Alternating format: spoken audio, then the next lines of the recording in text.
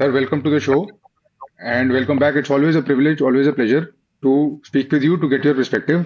Sir, अभी के conflict में, अभी की सिचुएशन में, I want to dive right into it and ask your perspective about how do you think it is going? Because ऐसा लग रहा है कि it is not going as the Americans would have expected, and the Iranians have a lot of nuisance value at the very least, and they are able to inflict some embarrassing blows. आपकी क्या reading है sir? सबसे पहले आपको होली की शुभकामनाएं, आप और आपके दर्शकों को very happy Holi. Happy Holi to you, sir. देखिए, मैं आपको अपना आकलन देता हूँ। I give you my assessment as I think of it in a dispassionate way in 4 to 5 bullet points. 4-5 बिंदु हैं ये जो युद्ध हो रहा है, इसका दायरा बढ़ता जा रहा है। The first point is that Trump seeks a regime change without getting into a forever war. अब जब उनका चुनावी नारा था, no regime change, no forever wars, Iraq Afghanistan दोबारा नहीं करना है, सदाम हुसैन को नहीं हटाना है। But after coming to power उन्होंने ये देखा कि जो सबसे the biggest danger was nuclear enrichment uranium का फॉर न्यूक्लियर वेपन्स। अब जो उन्होंने वो स्ट्राइक की थी पिछले साल नतान्स फॉर्दो वगैरह पे और क्लेम किया था that he had obliterated it turned out to be false, क्योंकि उसी के कहीं नज़दीक एक पिकैक्स माउंटेन है जहां पर इन्होंने दोबारा यूरेनियम एनरिचमेंट शुरू कर दिया, और इस बार प्लान था कि उसको इतना गहरा करो that it is beyond the reach of B2s। So that was one clear thing. दूसरा, what the Americans and the Israelis are more scared of is that they are increasing the ranges of their missiles. The missiles are acquiring ICBM capability, which means they will next time they will not only target Europe. इस बार तो देखिए वो barely they have reached the RAF base in Cyprus. Next time they could target Europe. And the last point is that they do not want these missiles to reach mainland USA. Bottom line. अब आप देखिए, ये इन्होंने सीखा north Korea से। वो little rocket man, because he has got missiles and can target the US mainland with nuclear weapons, वो उसका कुछ नहीं बिगाड़ पाते हैं। So this is the global red line for America. No adversary should be able to target the mainland with missiles and with nuclear weapons. इसका उनको खतरा इतना है, they are so scared of it that they are spending $3.5 trillion on the Golden Dome. You know, that very ambitious air defense system which will intercept everything. And Trump की personal हिदायत है कि 2028 तक खत्म होना है। 1 4-star general has been appointed just to do that. तो ये जो मिसाइल्स और न्यूक्लियर वेपन्स का खौफ है, इसको समझना जरूरी है। अब जब नेगोशिएशंस हो रहे थे तो अमेरिका ने ये मांग की कि सर आपके ईरान के जो 400 kg की यूरेनियम है, एनरिच्ड यूरेनियम 60%, वो आप हमको दे दो, हम यहाँ आपके ईरान से निकाल के कहीं और स्टोर करेंगे, and that you take your down blend your uranium to natural levels. अब इस पे कुछ रजामंदी हो रही थी, वो ओमानियन फॉरेन मिनिस्टर ने ऐसा कुछ जिक्र भी किया था, पर वो मिसाइल्स पे फिर भी नहीं मान रहे थे, ICBM कैपेबिलिटी। और जब 2-3 बार बताने के बाद इस पे रजामंदी नहीं हुई, इनको ये इत्तला मिलती है दैट एक गैदरिंग हो रही है वो पस्तूर में। Now Pasteur is a place in Iran जहां सुप्रीम लीडर का जो निवास स्थान है और जो प्रेसिडेंट का निवास स्थान है वो एक ही कंपाउंड में है, और वहां सारी ये मीटिंग हॉल्स वगैरह है। अब इनको इत्तला मिली कि ये मीटिंग हो रही है, सैटरडे शाम को होनी चाहिए थी। अब वहां कुछ नेतन्याहू साहब और ट्रम्प के बीच बातचीत होती है and Trump gives the go ahead. फिर इनको दोबारा इत्तला मिलती है कि भाई that meeting has been postpone to the morning 8 o'clock Israeli time, and then Trump gives the go ahead. तो देखिए, बातचीत चल रही थी, ऐसा नहीं कि बातचीत बंद हो गई थी, और कुछ शायद ट्रम्प को समझना पड़ेगा बातचीत के आड़ पे हमला. This is done it for the second third time. So use talks as a way. He's not that he's not sincere about talks, but he's also a kind of smart character कि उसके आड़ में अब Iran ने सोचा बातचीत हो रही है और नॉर्मली अटैक्स रात को होती हैं तो एक रात टली.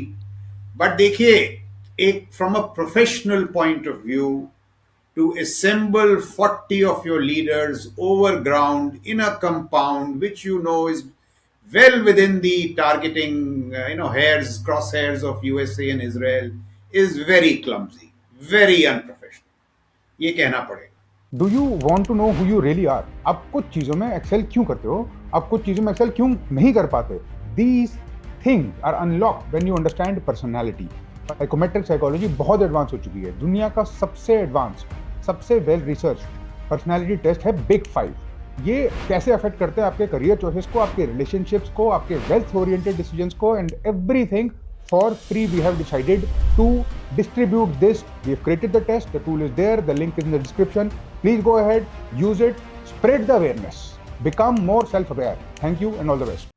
अच्छा, अब जब ये इनको ये खबर मिलती है तो इन्होंने तैयारी तो की हुई थी. वो देखिए, 2 एयरक्राफ्ट कैरियर्स और 16 डिस्ट्रॉयर्स, 40,000 ट्रूप्स और बड़ी चीजें.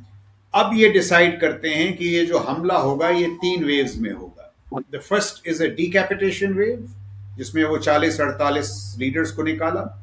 दूसरा is to target their air defence systems, radars वगैरह. And third is to target their missile framework. Missile में जो लॉन्चर्स हैं, साइलोज हैं, स्टोरेज है, प्रोडक्शन फैसिलिटीज, ये है. ये इनका ओवरऑल प्लान था. अब देखिए, थोड़ी सी बात करते हैं ये डीकैपिटेशन स्ट्राइक्स के बारे में. ईरान ने ये और इजराइल और यूएसए ने, इन सीआईए और मोसाद के बीच ये क्षमता है कि ये they can draw out the pattern of life of adversaries. अब देखना है, बहुत जरूरी है, बहुत समझना. वेनेजुएला में उन्होंने मड्यूरो साहब की पैटर्न ऑफ लाइफ का एक, they created a panorama, which means what, कि उनको पता था कि 4 दिन पहले लगातार मड्यूरो साहब क्या कर रहे हैं और उसके बेसिस पे कि अगले 48 घंटे में वो क्या करेंगे, कब उठेंगे, सेफ हाउसेस कहाँ हैं, कहाँ जाते हैं, उनके पेट्स कहाँ हैं. और ये वो पकड़ाते हैं उधर डेल्टा फोर्स में, यहाँ अपने ब्रैड कूपर को, और कहते हैं अब आप इसमें चुनिए आपको कब मारना है, किसको मारना है. Now this is game changing, and this is a consequence of electronic surveillance, cyber, cell phones, human, जिसका इन्वेस्टमेंट 3 से 4 दशक से दोनों कर रहे हैं. Right.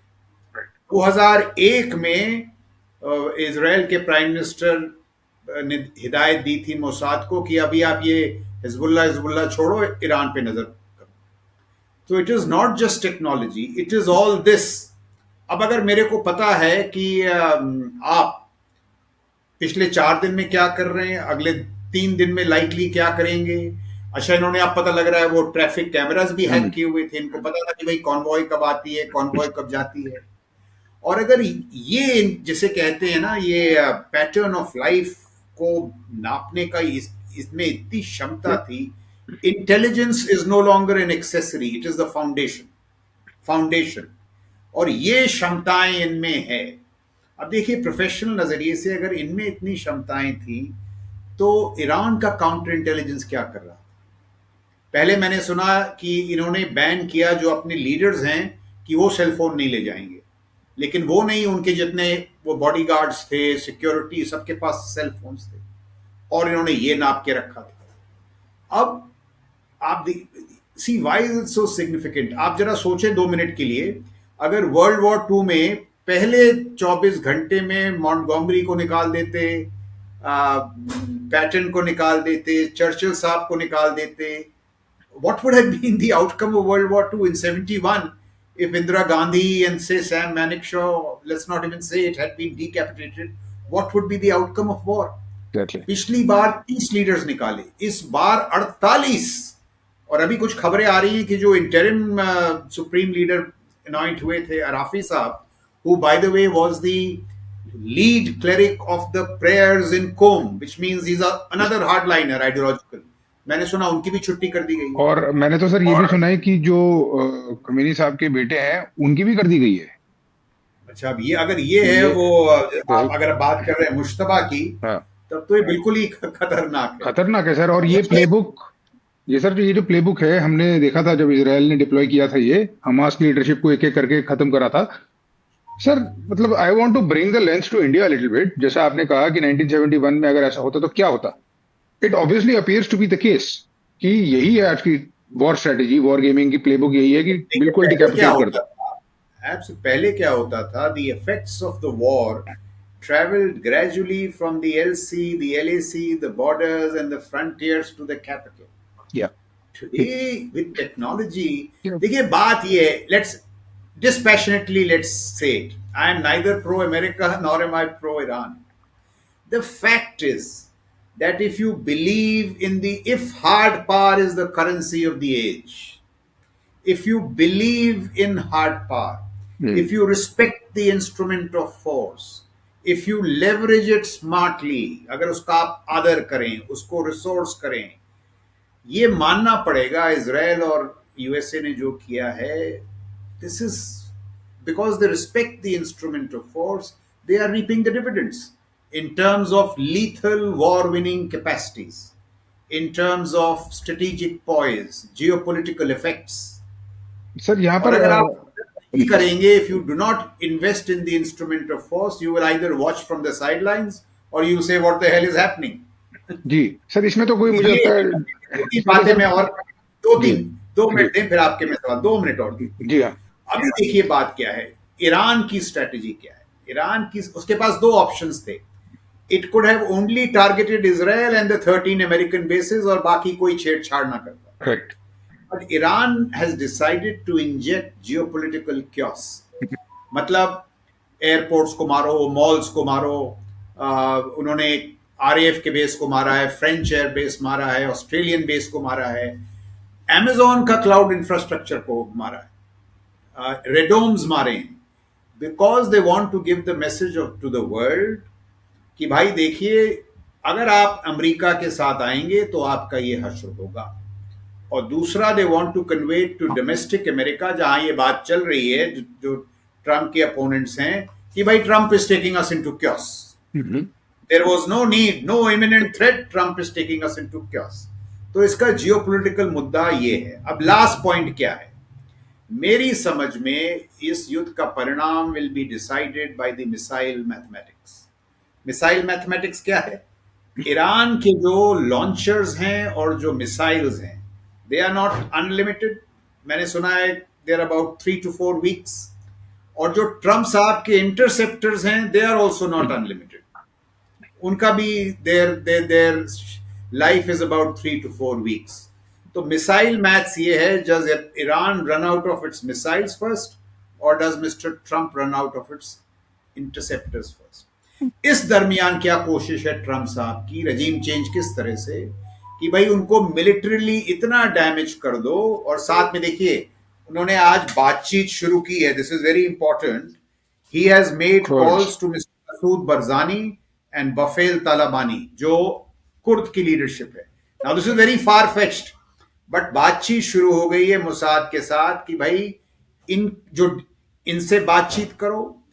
जो जो रजीम है, आईआरजीसी 2 लाख, बसी 4 लाख, मिलिट्री कम से कम 6 लाख, ये जो 1 मिलियन का जो सिक्योरिटी एपरेटस है, इसमें डिफेक्शंस करो, इसमें इनमें दरार डालो। एंड इसके साथ साथ if you can fuel the protesters, तो we will not put boots on the ground, वो हम नहीं करेंगे। एयर पावर पहले हमने गलती की, boots on the ground. Boots on the ground के in replacement of that is this Mossad, Kurd, CIA protester combination. अब Right. ये चल पाएगा या नहीं, this is $1 billion question. Yes. But both Trump and Netanyahu, ये मानना पड़ेगा हमको, they are outliers in a status quo universe. बाकी बदलाव के लिए भी तैयार नहीं है। And both Trump and Netanyahu, they are prepared to take risks, they gamble, sometimes they succeed, sometimes they fail. तो ये है कहानी आज के। अगर आप मुझसे पर्सनली पूछे, आई मे बी रॉन्ग, मेरे को आज की हालत में ये लगता है दैट जो पलड़ा है वो ईरान, सॉरी, इजराइल और ईरान, अमेरिका के पक्ष में है। क्योंकि ये कब तक ये इसको, how will, till when will the military of Iran last. अब देखिए वो क्या कर रहे हैं इसमें, ये भी एक बड़ी समझने वाली बात है हमारे संदर्भ में। दी piloted air power platforms of Israel and USA, they are standoff doing targeting from Iraqi airspace, Saudi airspace. Iran के ऊपर जो हैं, they have got these hunting drones, Yes. unmanned, जो लगातार इंफॉर्मेशन दे रहे हैं। तो they are not exposing their pilots to fire of Iran, और इस कॉम्बिनेशन से कोशिश कर रहे हैं कि उनके रडार्स, उनके लॉन्चर्स उड़ा दें। और अगर ये हो जाएगा, and once they get intimate control of the skies, अगर कोई रडार ना बचे, एडी सिस्टम ना बचे, and the tempo of air strikes increases, तो शायद ये संभव हो पाए। ग्राउंड पर भी लोगों को मैसेज जाएगा कि देखो अब ये जो रेजीम है ये कोलैप्स कर रही है, सड़कों पे आ जाओ। अब ये हो पाएगा या नहीं, मुश्किल है इस वक्त कहना, but do not rule it out. I don't rule it out, because Iran has to bear the muscle of the world's supreme military powers. USA in terms of its resourcing and Israel in terms of its skills.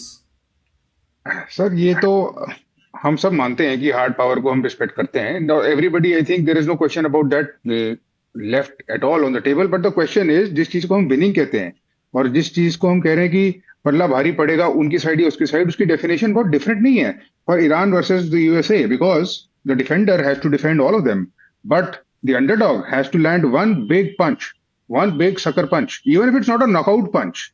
एक बहुत अच्छी symbolic victory के लिए कुछ बहुत बड़ा अगर Iran कर पाता है, एक Yeah. तो अगर कुछ बहुत बड़ा ईरान कर पाता है, छोटा सा भी, तो क्या होगा?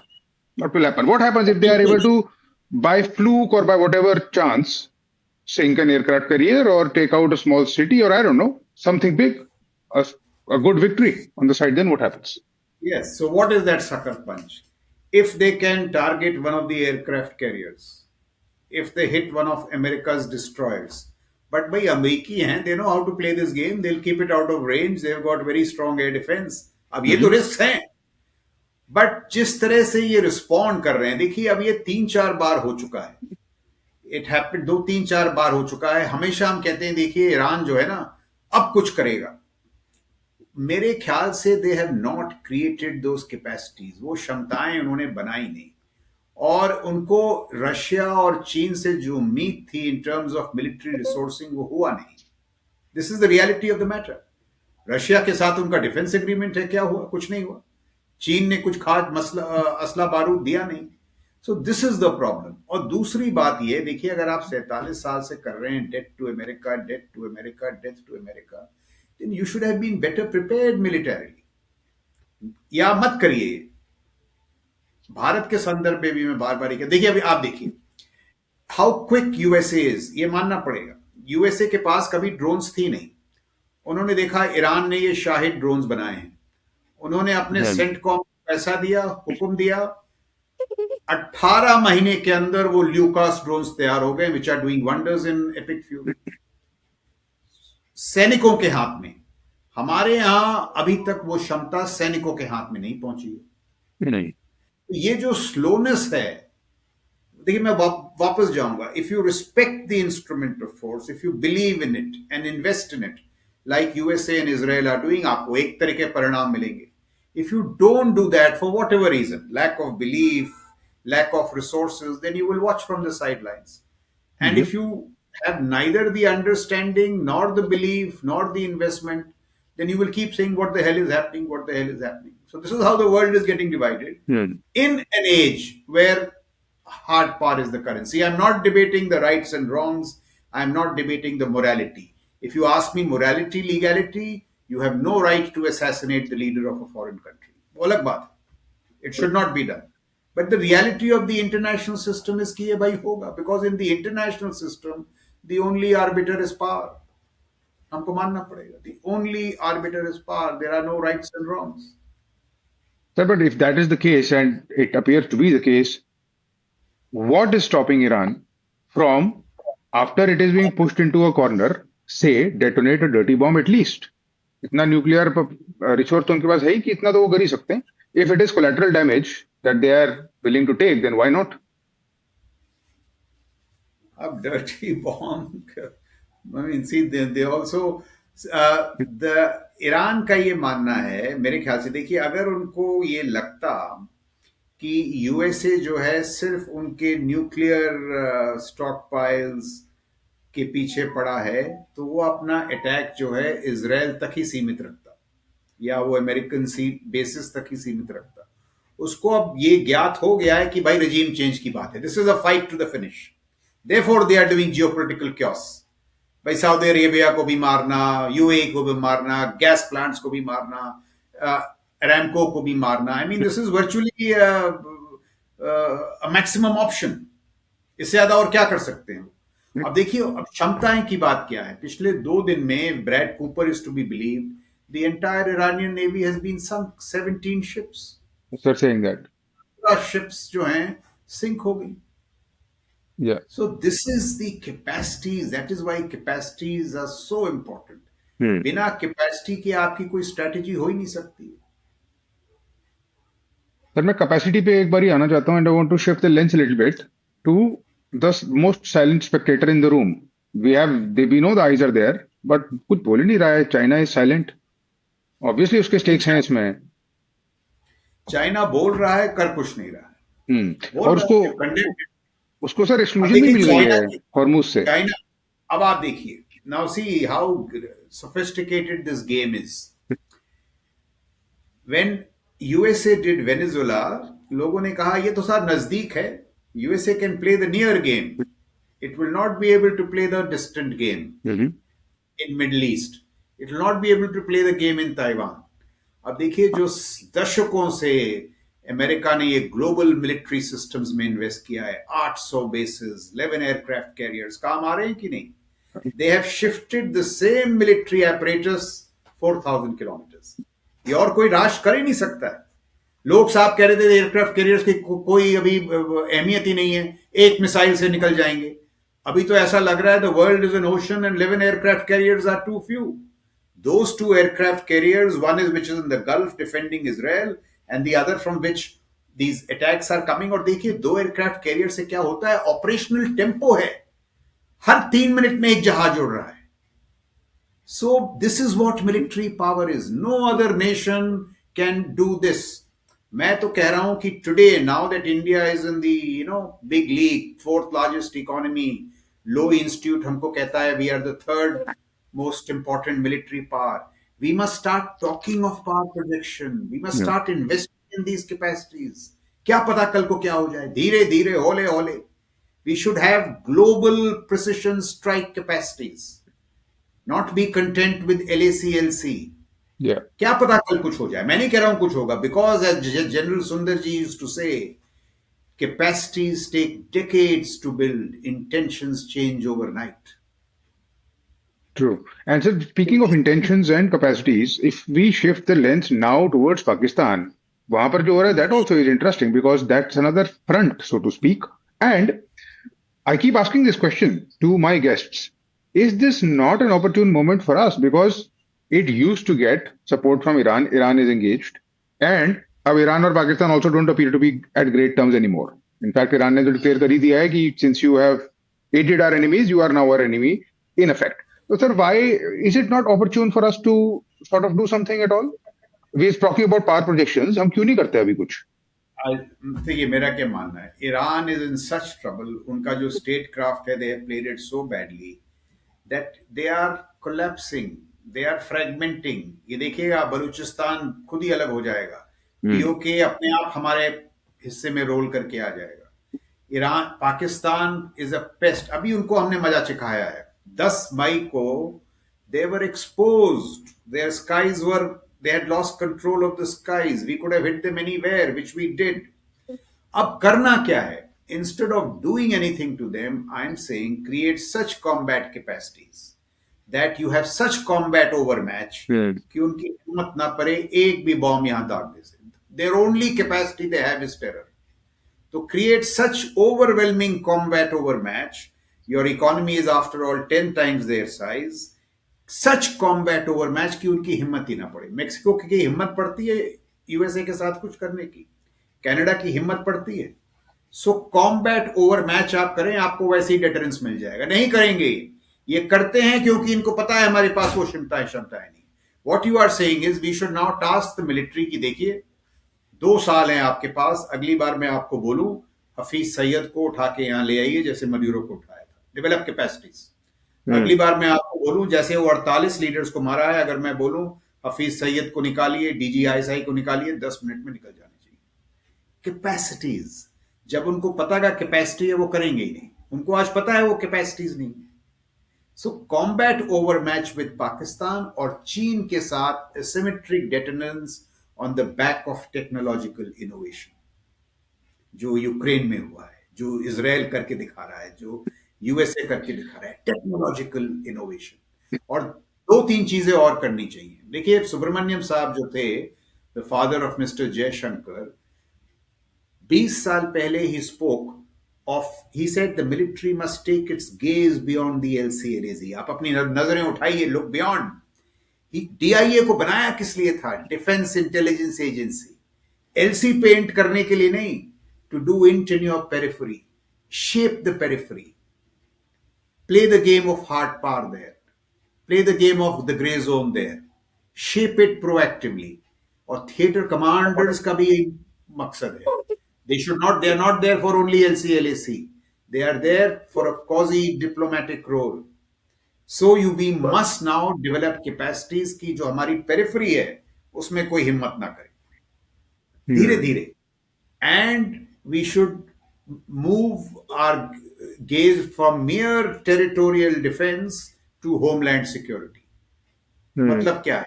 आप देखिए किस तरह मिसाइल्स और ड्रोन्स दागे जा रहे हैं. ये सब we must carry out a total audit of our cities.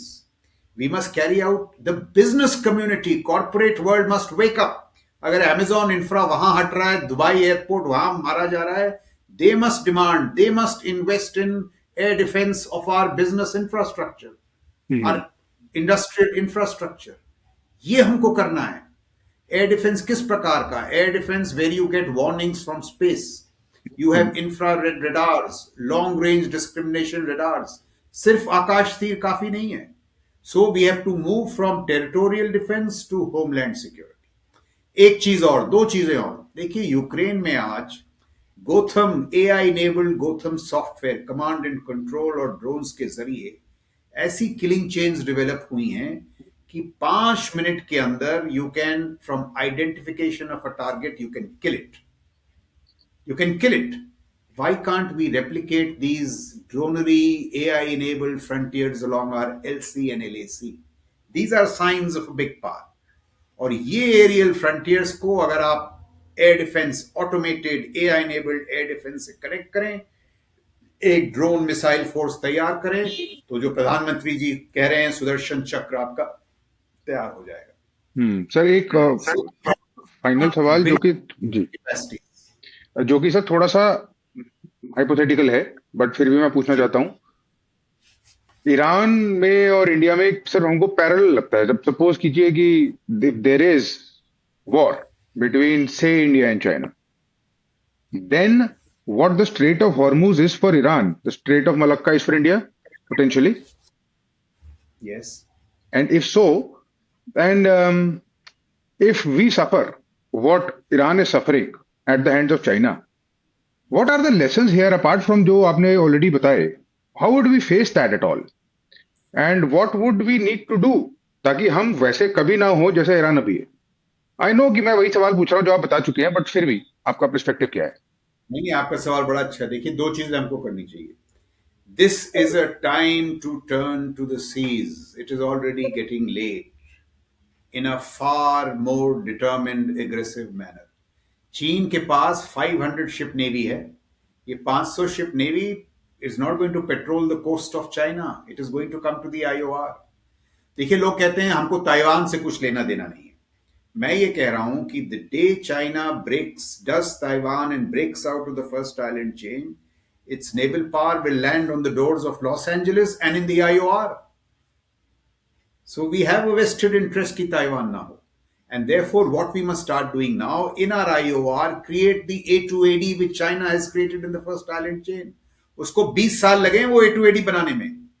अगर आज हम शुरू करेंगे हमको भी 15-20 साल लगेंगे. और आप बिल्कुल सही कहते हैं, we should start projecting power across the Malacca. Admiral Arun Prakash, who was the first CNC of the Andaman Nicobar command, आप उनको लेके आए, बड़े ही विवेक पूर्ण और दानिशमंद एडमिरल हैं. When he was the ANC commander, he said the Andaman Nicobar commands are an aircraft carrier at sea. We must use this to project power across Malacca. But हमारी पूरी सोच इतनी डिफेंसिव है कि हमने सालों में जाके वहां क्या किया, डिफेंस ऑफ अंडमान निकोबार. हमारी सोच थोड़ी बदली होनी है. We are now in the big league, we are a big power. हम हमारे आगे बस दो ही राष्ट्र हैं, यूएसए और चाइना, और कोई है ही नहीं. जो अब हमारा खेल है, it should be sophisticated vis-a-vis USA and China. तो धीरे धीरे करना है. But you are absolutely right, we have to find the money to invest in this please. And the will sir, and the will. In fact sir, मैं आपको एक personal चीज बस बताना चाहता था. मैं was having a discussion with mister Bharat Karnad, ji. and he is also very, people say he is right of the right, and Bharat Karnal is 10 years ahead of the way India thinks. yes, most certainly. And I quoted him to you, and I hear his echo in what you keep saying about this power projection. He said something very interesting to me, sir. जो आप बात बोलते हैं कि शस्त्र की अगर इज्जत नहीं करोगे तो शास्त्र खो दोगे, आप बोलते हैं सर कई बारी. तो उन्होंने मुझे बोला कि आपको लगता है कि देखिए, ये भारत जी की ये खूबी है, what he says India does 10 years later. He was always said that Pakistan is a pest, China is a threat. हमने किया, बस 10 साल बाद किया. सर We वही took our eyes off Pakistan and started focusing on China 15 years after he first said it. He is a great example of how a great power should think. Yes, and they're most definitely. And sir, the parallel And is so people strong. आपने कहा ना, right of right, he's not hawkish. नहीं, he's not okay. He's just real.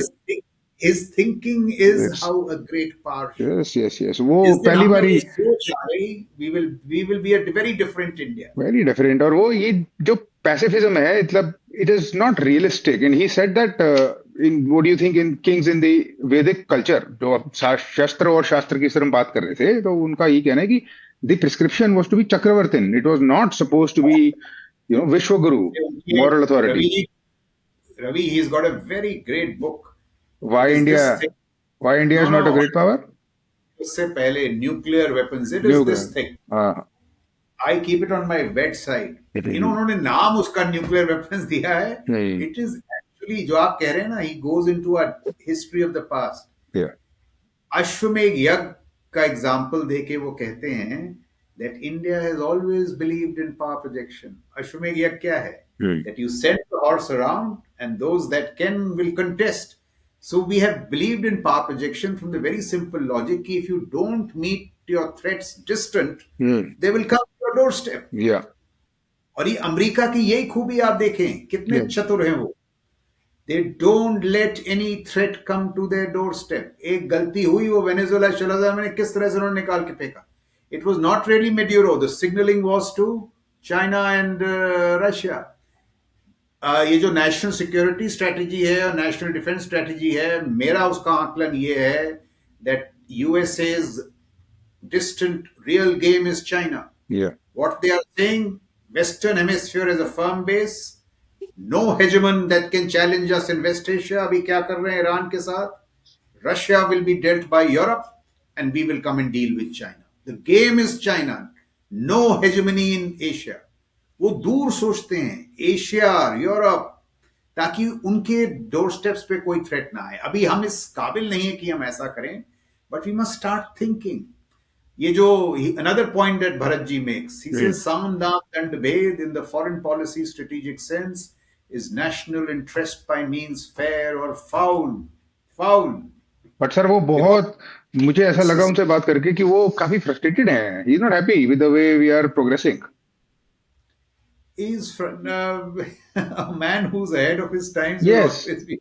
admittedly. And but But he should understand this, that the country is doing what he says, but 10 years late. Now it will start doing it faster. Hmm.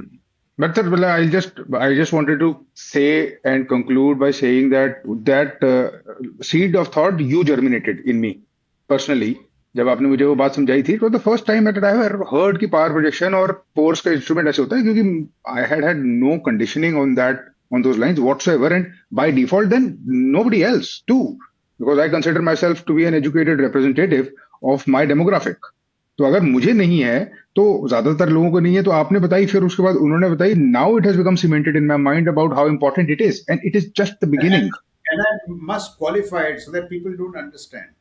My argument is not for war fighting, it is deterrence. Invest in deterrence so much that you don't need to war fight. और दूसरा कि भाई I am not making a case for a hawkish foreign policy. I am making a case for a thoughtful, robust, muscular foreign policy. Not hawkish, where not jingoism, but respect for the instrument of force. Adar, satkar. If you respect it, if you resource it, you will bear the fruits. Of If course, you don't respect it, yes, then you will struggle. force is the ability to do harm, and so without the ability we have no force. नहीं रवि जी मैं उसको बोलता हूँ force is a instrument of public good. It ensures peace. And force which is calibrated, technologically enabled, not a military to jackboot around the world. And देखिए हमारे सबसे बड़ी हमको क्या उपलब्धि है. We are a military under complete political control. You are only creating capacities which expand political options. Politician chooses ये नहीं तो ये नहीं तो ये. He is not dependent on a blunt instrument. ये भी नहीं हो सकता, हम वो भी नहीं कर पाएंगे, अभी इसके लिए 10 साल लगेंगे. Blunt instrument. Right. Well, on those lines, sir, thank you very much for your time and your perspective, and this line of thought of being able to have power projection, power for deterrence, and the instrument of force as such. I am thankful to you, and the best thing I can hope for from my conversations with you is that this message goes out more and it reaches the right ears, although you don't really need me for it. But still, I think it was a very, very important message for the future of our country. Thank you very much, Ravi. Thank you. Thank you, बहुत sir. बहुत धन्यवाद.